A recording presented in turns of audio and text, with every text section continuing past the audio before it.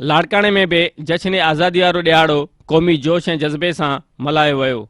उन सिलसिले में शहर जे मुख़्तलिफ़ हंधनि ते तक़रीबूं मुनक़िद कयूं वयूं, जॾहिं त उन हवाले सां मुख्य तक़रीब लाड़काणे जी शहीद मोहतरमा बेनज़ीर भुट्टो स्टेडियम में मुनक़िद कई वई, जंहिंमें लाड़काणे जे डिप्टी कमिश्नर समेत लाड़काणे ज़िले जे आला अमलदारनि खां अलावा सियासी, समाजी ऐं मज़हबी माण्हुनि समेत स्कूल जे ॿारनि पिणु वॾे अंग में शिरकत कई, जॾहिं त मुख्य तक़रीब में क़ौमी झंडो फड़काइण समेत अमुन जी अलामत कबूतर पिणु उॾाया विया, जिते स्कूल जे ॿारनि पारां क़ौमी गीतनि ते टेबलोस पेश कंदे तक़रीब खे 4 चंड लॻाए छॾिया।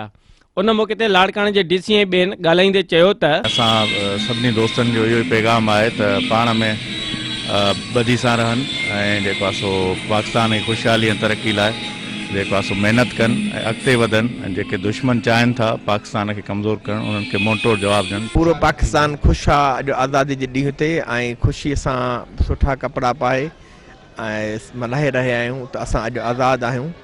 पर असांजो पैगाम क़ौम जे लाइ इहो आहे, ख़ुसूसन सिंधी माण्हुनि जे लाइ, त पंहिंजे सिफ़ुनि में पंहिंजे घरनि खां शुरूआति करे अमुन कनि।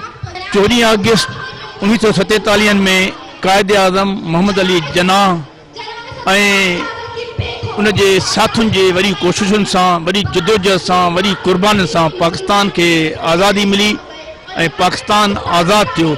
उन ॾींहं खां वठी अॼु ताईं असां अॼु पाकिस्तान जो इंडिपेंडेंट ॾींहुं आज़ादी जो ॾींहुं मल्हाईंदा आहियूं। जी ॾाढी ख़ुशी थी रही आहे त असां 14 अगस्त एॾी धूमधाम सां मल्हाए रहिया आहियूं ऐं असां एॾी सुठी तयारी करे अची हिते परफॉर्म कयो आहे। 14 अगस्त ते असां हर साल पंहिंजे ख़ुशीअ जो ॾींहुं मल्हाईंदा आहियूं ऐं शुक्र आहे त कायदे आज़म असां लाइ वतन आज़ादु करे असांखे आज़ादु मुल्क ॾिनई। पाकिस्तान असांजो प्यारो मुल्क आहे, असां हुन सां ॾाढी मोहबत कंदा आहियूं। जॾहिं त उन खां अलावा मुख़्तलिफ़ सियासी समाजी माण्हुनि पारां जश्न आज़ादीअ जे सिलसिले में शहर जे मुख़्तलिफ़ इलाइक़नि खां रैलियूं पिणु कढियूं वयूं।